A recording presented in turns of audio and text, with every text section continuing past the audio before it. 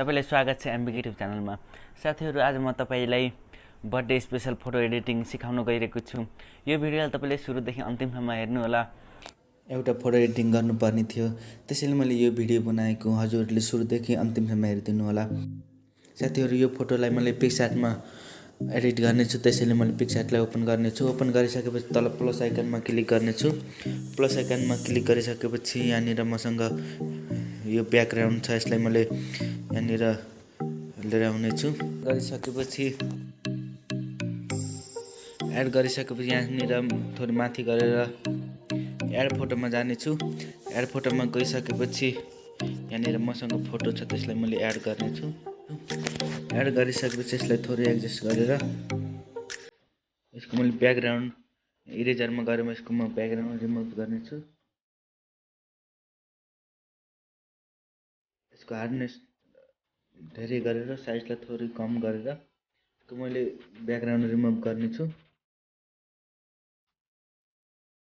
साथीहरू, तपाईँले नि यदि ब्याकग्राउन्ड रिमुभ गरिदिनुहुन्छ भने एकदमै ध्यान दिनुपर्ने हुन्छ। यहाँनिर यसको ब्याकग्राउन्ड रिमुभ गर्नको लागि तपाईँले यसको साइजलाई आफ्नो हिसाबले थोरै धेरै गरेर यहाँनिर तपाईँले यसको ब्याकग्राउन्डलाई रिमुभ गर्न सक्नुहुन्छ। सो गाइस, मैले यसको ब्याकग्राउन्ड रिमुभ गरिसकेको छु। यहाँनिर यसरी एडजस्ट गरिसकेपछि यहाँनिर जुन टेबल बाहिर आएको भागलाई इरेजरमा गरेर रिमुभ गर्नेछु।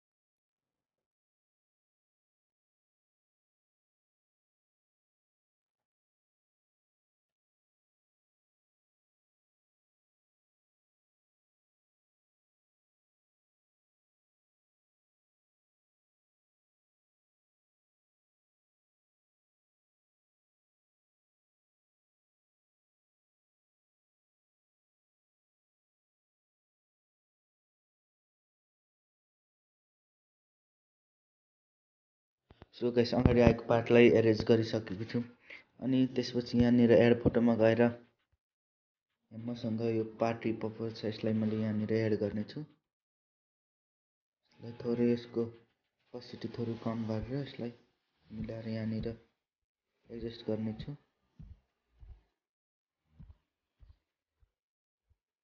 र यसको इरेजरमा गएर यो साइडमा व्हाइट पार्टलाई यहाँनिर मैले यसलाई रिमुभ गर्नेछु।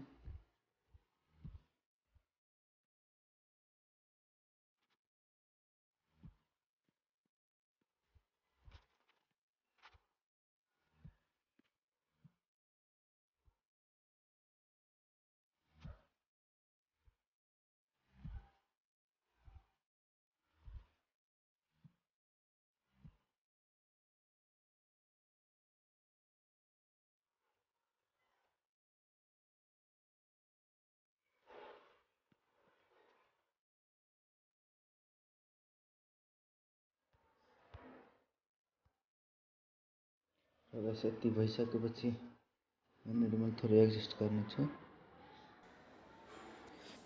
यहाँनिर एडजस्ट गरिसकेपछि अब यो बाहिर आएको पार्टलाई पनि इरेज गर्नेछु।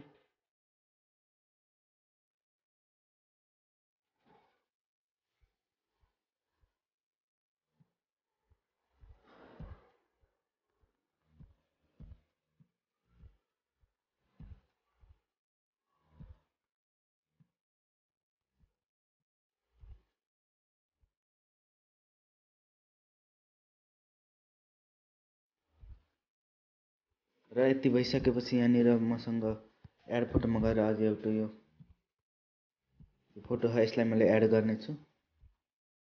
यहाँनिर एड गरिसकेपछि यसलाई माथिनिर थोरै यहाँनिर माथि गरिसकेपछि यसको ब्लेन्डिङ मोड चेन्ज गर्नेछु।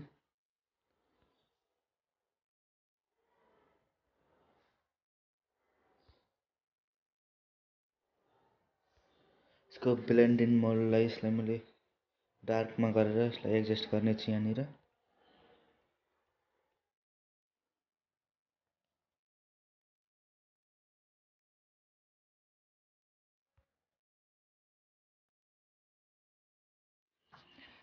सो गाइस यति भइसकेपछि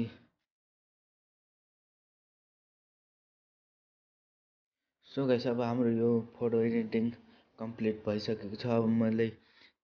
अब मैले यसलाई कलर ग्रेडिङ गर्नेछु।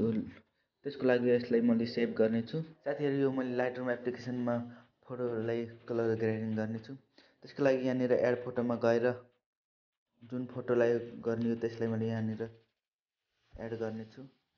एड गरिसकेपछि अल फोटोमा गएर